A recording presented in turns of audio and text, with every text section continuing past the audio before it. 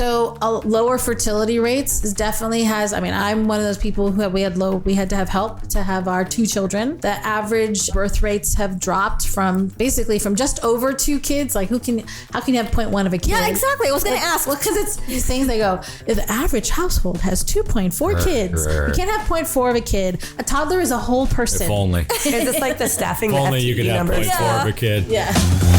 Thank you for listening to We Time Convo. I'm your host, Liza. Today we are talking about a topic that's raising global eyebrows and lowering population charts: population decline. Joining me today is our favorite shopping cart paparazzo, Russ. Hey there. Dawn Marie. Hello. Our dating coach / PE teacher to help us stretch through social and emotional gymnastics of modern love or the lack thereof.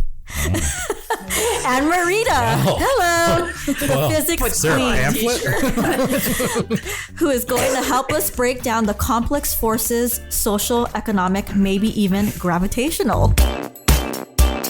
Good morning, guys. Thanks for joining me today. How are you guys doing? I'm full of allergies, I think. So I know it's the season. Yeah, it is, apparently. For sure. Mine are starting to kick in. Marita, what's new with you? Nothing. I'm just trying to get through the rest of the school year. Yeah. I'm looking forward to visiting my daughter next week, 2 weeks from now. And she's in Southern California. Oh, okay. Yeah. So she's got a performance that I'm going to go, excited to go see. I'm like, my daughter's going to be 21 this year and she's going to graduate a year from now from college. And like things are falling into place for her. Yeah. And I'm just so proud. Like she's got her life figured out. She has a plan, so love that. That part's exciting. I can't believe she's already graduated. I just felt like yesterday she was just at our school. Yeah. She'll be graduating in 2026. It's crazy. Russ, what's new with you? Just living the dream, Russ being Russ. It was good to have a week off, and I got to hang out with all my favorite folks. A lot of them, my own kids, my granddaughter. So that's good. All the cats. So that's. Did you see a lot of abandoned shopping carts? Did you get some? I did. I put up a cart picture every day this week, which is my goal. I did see that. Which is my goal. That's my dream. I don't know this. Abandoned shopping carts? You don't know this about Russ? No. I'm learning something new. I post pictures of shopping carts. So, it seemed like as we got right around the COVID time, like I just started noticing, because I'm an Instagram guy. I'm not a Facebook guy because look, I care about you, but I don't want to read your paragraph. I don't want to read your manifesto about what's happening. So Instagram is like a picture and some comments. And so I noticed on Instagram, people were like posting pictures of their ridiculous collection of things. Yeah. Their weird fancy dogs. I see you, Frenchie, folks. And then like hashtagging all, Frenchies, French bulldogs, and like a million hashtags. And I thought, this is stupid. But then I saw a shopping cart and I was like, oh, wait a minute, that kind of talked to me. So I took a picture and I posted it. And then pretty quickly I found there's a whole group of us taking pictures of shopping carts, post them. There's a guy that wrote a book about the taxonomy of shopping carts, classifying them. It's incredible. I have it. It is an incredible book. And you call me a nerd. It is so dorky, but hilarious that this guy, and I got a certain flavor that I like. Like I like them down in the water, away from the hardscape, because they're heavy. And if you get them like 75 feet up the train tracks over those rocks, I know how mad you were. And that talks to me, So I post pictures. People send me pictures. I got a whole group of people that just take pictures and send them to me, and then I post them. And comment on. Is it because like they're sticking it to the man because they're like move that shopping cart far away from Target as they could? I think it's like an interesting like ethical concern, right? If you don't put your shopping cart away, nothing happens. There's no negative consequence other than my judginess. But if you don't do it, you're also not really that good a person. Right. If you put your shopping cart back where it's supposed to belong, you are cooperating, collaborating, but there isn't any punishment if you don't do it. So it's an actual excellent ethical test. And so to see them left out in the wild, abandoned, dragged, not put back is like, I think a telling. They each tell a story. I think it comments about our world in a way that I don't know exactly what it means, but also like there's interesting stuff in them, and I love them stuffed chock full of stuff. It's multi-purpose. Yeah, multi-purpose. Yeah. So. And you know what? A lot of them have locks now. Yeah. Oh yeah. Yeah. They're like, And it's really embarrassing when it happens to you because you really can't move it. That happened to me the other day. it? But there's also kind of like a linear thing. Like when you see them, there's like a line thing. There's a geometry to them too. And so there's like a couple of things that talk to me, but also it's a way to just be weird. There's so many layers to your carts. Got it. Yeah. Yeah. Well, thank you. I feel really deep, but thank you for asking me about shopping carts. I love them. I post them every day. Follow me on Instagram. We talk about Russ now. Like, you know, Russ is behind the shopping carts, like, and everything. So we do brag about you. I've taken photos and sent them to Russ now. I post them. Yeah. I was like, oh, I'm so excited. I see this for Russ. You'd use it whether or not. Hey, you stole one yourself. I know. Well, free range means free. Yeah, if you see it and you can fit it in your vehicle, that's your cart. Someone's left it on the way to another colleague's house, and I'm like, oh, I'll take this. Let's see it. See it at work. Yeah. I go, they're expensive too. They're not cheap. They are not. They're a couple $100s, I think. Yes. So that's why the locks, like if you're taking them for whatever reason, housing, transportation, you know, it's interesting. Laundry cart. Yeah. Whatever the reason. But they are more durable than Yes, they are. Yes, they are. All right, let's get to it. Today we are talking about population decline. So Irene sent me this YouTube video that I did watch this morning. And the video, did you watch it? Did any of you guys watch it? Really okay. did. So the premise of it is talking about South Korea and how they are actually experiencing a decline in birth rates. Yeah. And they are predicting by 2060 that South Korea will no longer exist. They will, but it'll be an older population, is what the articles, the video said. It's like there's not going to be enough young people to continue the economic growth of that country. And then I was questioning whether or not that actually meant people born in Korea, or if there's people coming into the country, or if this is if you're Korean American, does that still count, or is it just strictly? I feel like that video is totally isolationist, like South Korea by itself. And I think what my own personal opinion is, like it means, in my mind, we need to move to less countries with their borders and more like we just all are Earthians, you know, or whatever, humans, right? People that live on planet Earth. Right. But, you know, that's a border is an artificial construct. Yes. Do you feel that it's happening everywhere? Yes. So in my homework. It's declining in this area and stuff. So Maria probably has more facts, but. So I'll give you some facts. So this was from, I found an article from the UN, and it says the global population reached nearly 8.2 billion by mid 2024. So I remember when we were kids, it was like the population of the earth was about between 6 and 7 billion. So when I was a kid, it was about 20, 30 years ago. Like, that's even over generous, maybe 40. Let's do my math. 40. Close enough. Yeah. Close enough. We'll agree. 20 to 30 years ago sounds great. Mid 2024, it was 8.2 billion, expected to grow another 2 billion over the next 60 years, peaking at 10.3 billion in the mid 2080s. And then it says after that, it's going to fall to 10.2 billion. So that, like, they think the UN's population predictors are predicting that the population of the earth is going to peak at about 10.3 and then drop down to 700 million, which is 10.2 billion, which is 700 million lower than they thought in 2014. And this was revealed in Thursday's World Population Prospects 2024 report published by the UN. And then were they giving a reason for that? Yeah, there are lots of, there's more than one reason. I'm worried. I'm going to tell you right now. I'm worried that like certain people in political power are using this, like that whole thing with like reproductive rights. Yeah. Right. And that the current administration keeps saying, well, we're in a population decline. I'm like, who says that 10.3 billion is the right number for, if we want to sustain what we have? We're trying sustainability. Like when we were kids, the whole thing is like the world's going to have too many people and then we're not going to have enough resources. Right. So I think the population decline, to find this sort of, what's the word, equilibrium is what I think that's what's happening, is that we're trying to find this equilibrium between the number of people living on our planet and animals, as that the earth can support. I'm also curious why they want an increase with the population. Is it just for workforce? Yes. And that's my other question. Yeah.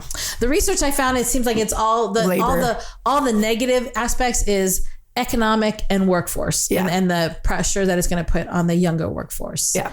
And holding certain populations and groups back. So lower fertility rates is definitely has. I mean, I'm one of those people who we had to have help to have our 2 children. The average birth rates have dropped from just over 2 kids. Like how can you have 0.1 of a kid? Yeah, exactly. I was going to ask. Well, because they do. That's why it's so stupid. When they do these things, they go, the average household has 2.4 kids. You can't have 0.4 of a kid. A toddler is a whole person. If only. Is this like the staffing? If only you could have numbers? 0.4 of a kid. Yeah. Just like arm. No talking. Yeah.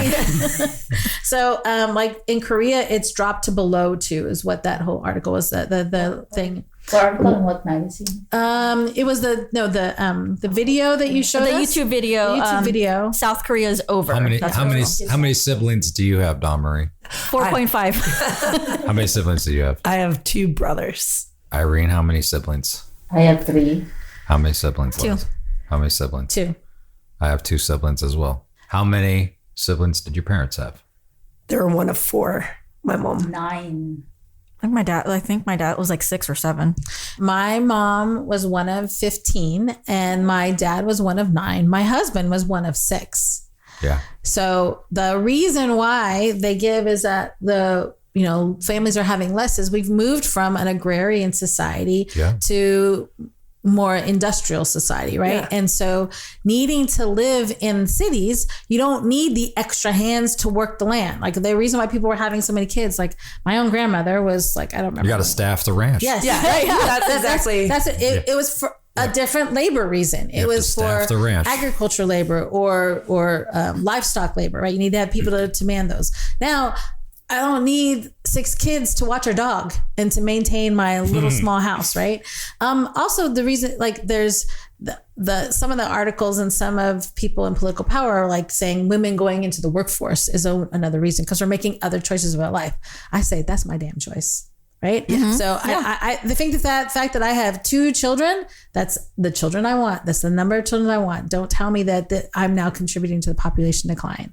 So, but that's what they're citing. Women in the workforce are making choices to have children later. And when you have, as we talked, when Dr. Bavone has been on, right, the later you have children, the lower your fertility rate is. And so I think the fact that we're being older, we're not 14, 15 having kids like they did in the 1800s. I mean, we argue against that, right? So here it is. This is from the UN now. The Korean fertility rate has an ultra low fertility rate. They have 1.4 live births per woman over a lifetime. So the average is supposed to be about 2.1.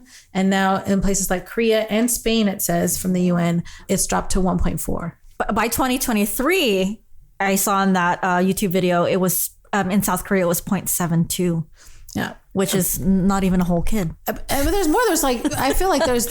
I don't hear anything wrong with that. I know. Right. Individual families it's an economic decision to have more or less children, right? Well, that too, reversing Roe versus Wade is not going to be an economical decision anymore. Yeah, no, that's why I'm all hot and bothered about it is because I'm like, the current administration is, touting that, the United States is going to shrink because, women are cheap. Basically, I'm putting a couple of words in your mouth, but you have to read between the lines. They're saying, no, women should just be baby makers. That's literally what that's what I hear when they say Roe v. Wade, when they say, women have no business being in these positions of power because we're just baby makers.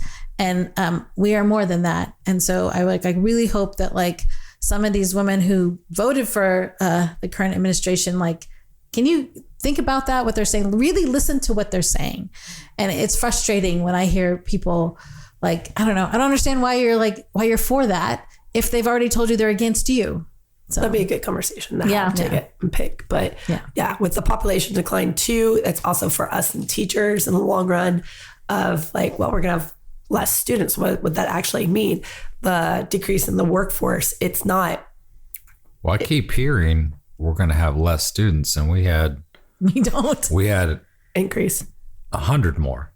Yeah. this year, more than Yeah. at any time in the school. And I don't know if you've looked around town in our district, but they should put up a lot of multi-density housing Yes. in some spots. And you can't tell me that people with families are not moving to our district because we have good schools. Oh, and yeah. that is a factor in where you live. If Oh, you're- we literally get if you're, calls. if you're like, going to pay the yeah. cost, it's because you want something, Yeah. and that is good public Well, education. decisions on what buildings they put on our campuses were made based on the fact they said, no, we're not going to build that because the demographer said The demographer we're gonna has have been less. wrong. Yeah, every time. Every year. But- There's a but demographer? They're concentrating on the good schools. We are losing students. There's only Sounds like unified. Yeah. Yes, Okay. there's only This school's shrinking over here. It's less than 1,000. Gunderson's less than. 700 students. I think next year it's going to be 600. Well, they started God. closing down schools in, there's a lot East of Side Union school schools. closures Yeah. in One of East and our South. supervisors moved to a district, and his job was to close a school.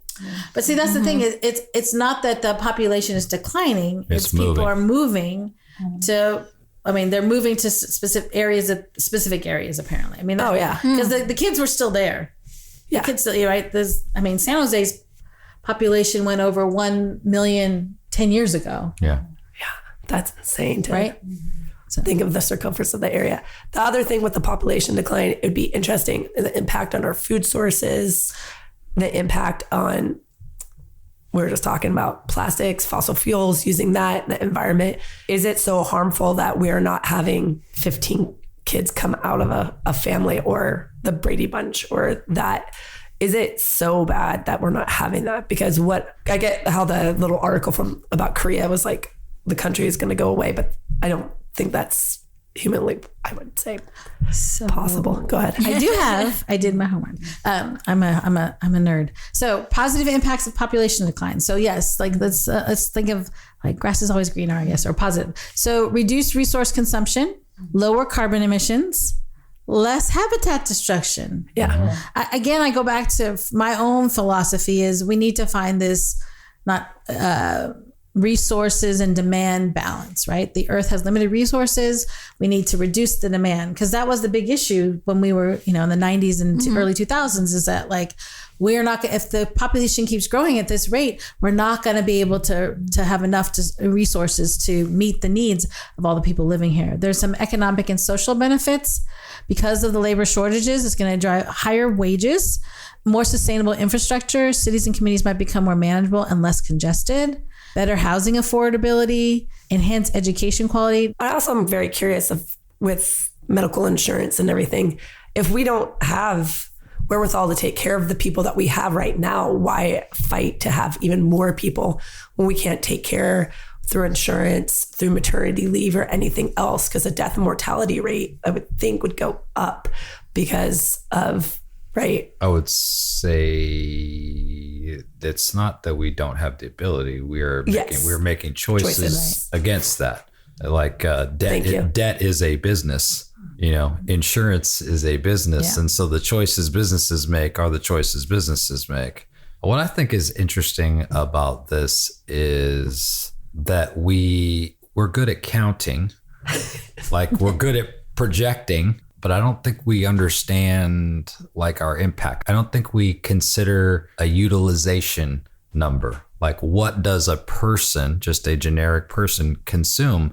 Because in a capitalist society, it makes people very uncomfortable to have to look at, there's a certain very small percentage that owns too much. Yes. Right. And so we can't look at utilization if we don't look at wealth. Right. And we can't talk about wealth if we can't talk about potentially redistributing it, like making different choices. And so like, I think that's the big taboo in a capitalist society. Everybody fears the communists because the communists say the first thing we do is redistribute wealth. We redistribute the means of production, which is land, labor, and capital. And no one wants to give up the stuff that they have. Like, I get it. I don't want to split my guitars up. I don't want to go one less guitar or two. I don't want to share my stuff either. But not knowing like the kind of impact one person has in general, like gives us not enough data to make informed decisions about what are the right choices. Like having wages go up wouldn't be a bad thing. Right. Having housing prices go down wouldn't be a bad thing. Like, doing things differently wouldn't be bad. But change is hard. Yes. It's easy for me who doesn't have $1 billion to say, why do I need $1 billion? I just want to be able to live comfortably. And then, but then people say that's your definition of comfortably, right? And then the whole argument with redistributing wealth, that's not fair. I'm like, who said anything was? Who are you to say that's not fair? Is hoarding wealth fair? Right, exactly. So it's just I don't know, it's crazy. And then you hear other people argue, I disagree with this argument, but I worked hard for that, and those people are just going to get it. I'm like, they don't have at all. Right. So I don't understand. Why do you have a problem with that? Why do you have a problem with giving that person some food so that they can live to the next day? Why do you have a problem giving them a home so they have a place to feel warm and safe? I mean, why is that so offensive to you? Society altogether. Right. Yeah. It is interesting. A couple of the billionaires who've gotten divorces, their spouses that they've divorced, they've been the ones I see you, Mackenzie. Putting money back into organizations and stuff that they might have not been able to while they were married and such. And I go, that's very interesting how they're okay redistributing their wealth and giving back. It's also and not going broke. Yeah. Oh no, they're still living a very nice, they're not worried about paying an energy bill or anything. PG&E. Correct.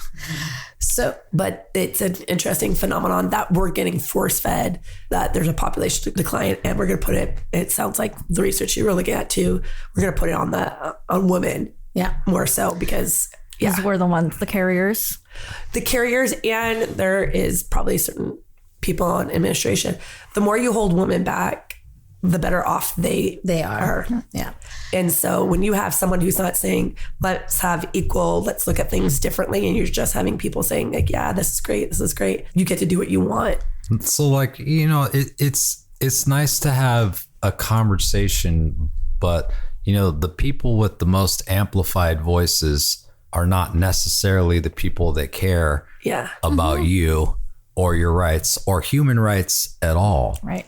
And so the conversation needs to be much richer and much more detailed about what exactly do you mean? Because if we're not talking about human rights and dignity, then I'm gonna cut you off. I'm gonna cut you off right there. 'Cause I'm gonna lose interest in your stuff.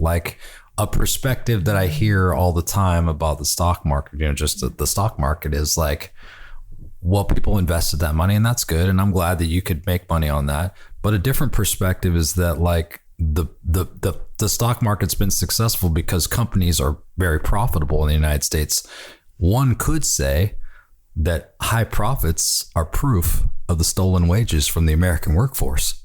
That's a different perspective. Yeah. Nobody says that out loud, but that is a perspective. Wages are artificially low in most cases. Yeah. People are paying what they have to, but no more. Interesting when they talk about in the media, they talk about this population decline. The UN article went on further to say, but there are places that are actually going to have a population boom, and says slow growth is going to happen mostly in the high income countries. Rapid population growth will occur in low income and lower middle income countries, specifically Angola, Central African Republic, Democratic Republic of Congo, Niger, and Somalia. They're all going to get very rapid growth projection, doubling their population from last year, 2024 to 2054. And the population growth will increase demand for resources in the sub-Saharan Africa and South Asia. And combined with poorly managed urbanization and rising living standards, it will worsen environmental impacts. So they only care about the population decline in industrial nations. They're not paying attention to the population rise that will occur in the developing countries, which is interesting. Yeah. In Japan and Italy, they're closing towns, right? Because it's ghost towns, because I think all the young people are going to the cities, and then because there's nobody else that's replacing this. I see the cheap houses offered in Italy, and it's attractive. Yeah, it's attractive idea. But I speak no Italian. But maybe this is me off the cuff now. But maybe that's the that's where we're going to find that balance, right? Because like, if we have humans spread across the whole globe, and how are we going to protect the environment? But if we all are concentrated in these urban centers, and we allow the earth to heal all the damage we've done, we allow the Amazon to regrow itself, right? Maybe that's where we're going to find this balance. We talk about this like population decline. Maybe it'll also, this decline of 700,000 is, it's a lot of people, but I'm just saying that like, it's not like there's going to be population one, it's not, there's still going to be people on, the only way I think that's really going to happen is, how far back does our population data go? That's a good question. As long as we've been recording it, basically. So okay, because there's a couple different ways. There's a couple different ways to tackle the problem.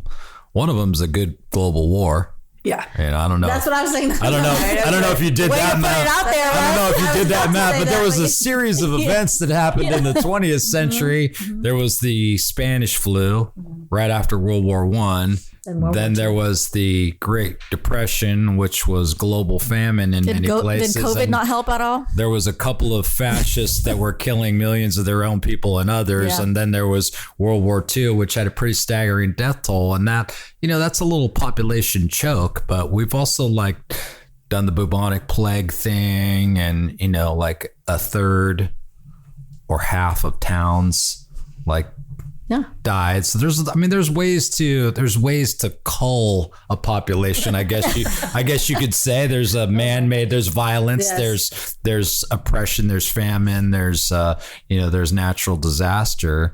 So I think like, the population was much lower. It was threatened.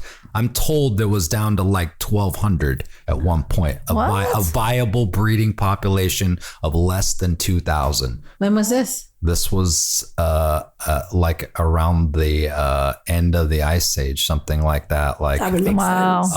A viable population of 1,200 is low. That's the story of the global Eve, the matriarchal line that got passed on, and that most of us have that genetics in us. But so, because there was more than just Homo sapiens. There were other hominids. Yeah, there were Denisovans, there were Neanderthals. And that's the thing. Like, this is just part of evolution of life on Earth, right? Like so. And when one population gets out of control, like nature has to respond. So yeah. What if aliens land? Do we count them? I hope we can. I know. Like, would they let us count them? I don't know. That would be great. I don't think they want anything to do with us at this point. All Star Trek. Interspecies. Interspecies and everything.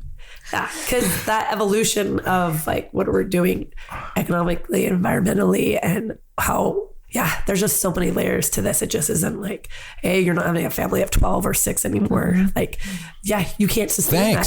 Thanks. Thanks for not having a family of 12 or 6. Where would we live? Yeah. That's part of it. There's a lot of younger people nowadays that just don't want kids.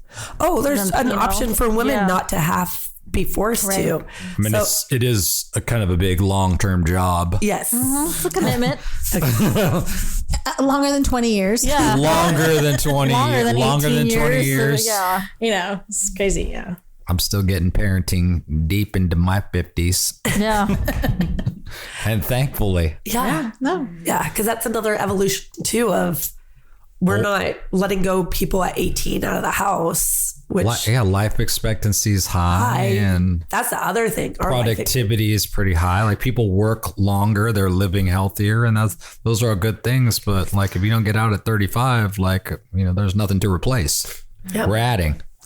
Well, even they focus in on this population decline on the birth rate per woman, but but what about there's lots of orphan children, right? So why can't we they still exist. If you want a baby, you could get one. Yeah. Is that right? You could adopt. There's foster kids out there. Foster kids. And thank you to all the foster parents out there who've taken up that role. Because you didn't have to do it, but we're grateful that you do it. Oh, yeah. And there's another factor of that, with talking about the 1% having all this money, you're hoarding it for your tropes, your prizes that you want. As a kid, you look at you're an all-star athlete, actress, they have things, products. And then as you get older, you start becoming more aware, like comes a price with this. But it always irks me when there's celebrities that have these huge mansions and they could, whatever, like, what was the show in the 80s, 90s?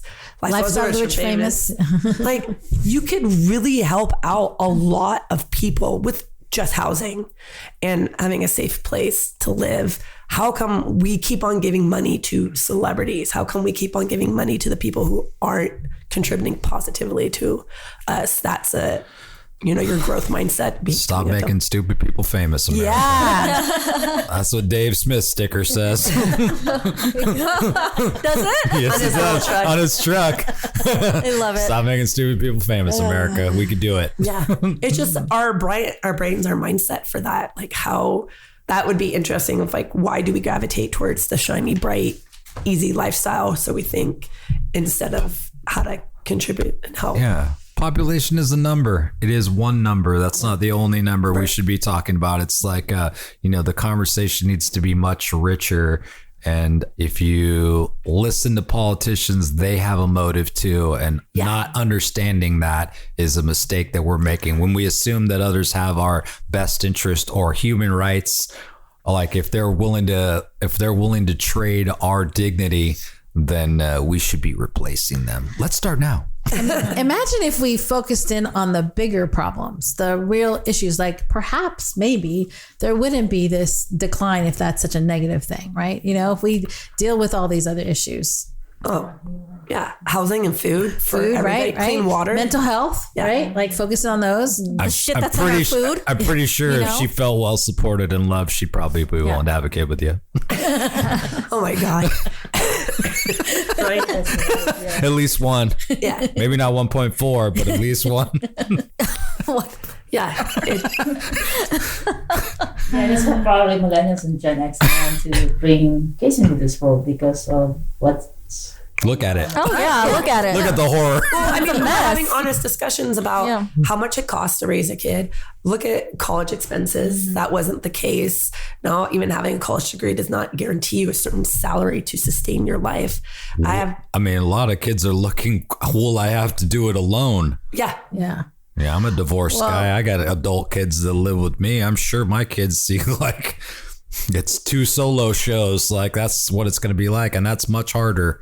Mm-hmm. Yeah. For the longest time, her opinion has changed, but my own daughter told me, she's like, I don't know that I want kids, Mom. I don't want to bring them up in this kind of world. Yeah. She's like the way it's going, and she's always been very sensitive to like climate issues and human rights issues. And so she told me she doesn't like to go camping because it makes her sad about what we're doing to the planet. And she's like, she doesn't need to be out there realizing all this nature is going to be gone. Like it was weird that she had, but that's how sensitive she was. And she's like, so I'm not going to have kids, Mom. And then she's kind of changing her mind about that, but whatever she wants to do, I'm totally going to support her. No, it's just an outlook now where you're possibly be a female and not be forced that your life is revolved around that identity of your partner, that you get to have your own career, that you get to pick and choose what you want to do. Why be forced into something if that's not your choice? That's great. She has a choice. You want to keep that for everybody. Yeah. Why do certain people feel so, why is that so threatening to certain people? Yeah. I don't understand that part. I don't think I'll ever understand that. Very interesting question though. Yeah. Yeah. Why do you fear? Yeah. Well, why do you fear people's ability to choose? Because you lose control. Right. Fear is about the illusion of control for sure. You can lose power, you can lose money, because that's really what that's their focus. Some of those people. Yikes. Yes. All right. Well, thank you guys. Very interesting conversation. Yeah, it was a good conversation today. Firing on all synapses. I know. Yeah.